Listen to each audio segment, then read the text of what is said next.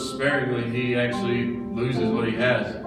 So if you want to be blessed financially, by your standard of measure, it's measured back to you. So if I want to be blessed, I bless other people, and by my standard, I'm blessed back. And it says that in Luke 6:38.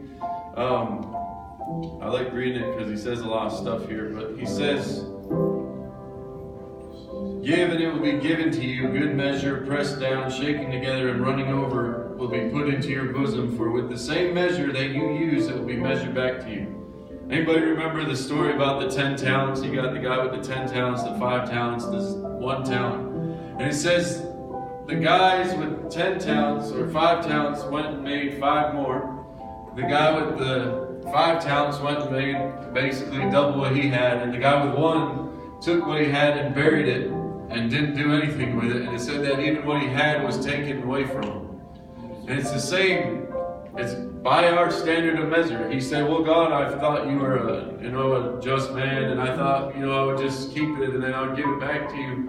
He says, "By your own mouth you have spoken these things against you." Same standard, really, that by your standard of measure, you'll be measured back. So I'm taking what I gave you and I'm going to give it back to the one who gave 10 talents. And I don't talk about money, but see, in the kingdom, it's different.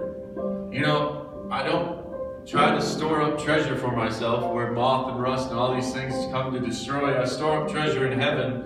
And see, I'm blessed so I can be a blessing, is what it says in Peter. I'm blessed so I can bless others, so that when he comes in and he pours through me, I'm pretty much like a conduit, and it flows through me.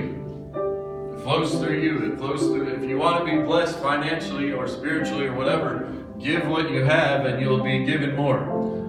If you try to hoard it, it says it will be taken from us. And then you can try to store up treasures and all this stuff. And then in reality, you realize that it's gone, because it says that money makes itself wings and flies away in Proverbs. It's crazy. But see, the whole thing about Jesus is that you can't serve manna and God. And manna doesn't mean I'm serving money at all. No, it means that you're fearful of how you're going to be prepared for, or provision for. Because if he's your provider, then how come I have to worry about money or clothing or all these things? He says, seek first the kingdom, his rule, his reign, righteousness, peace, and joy.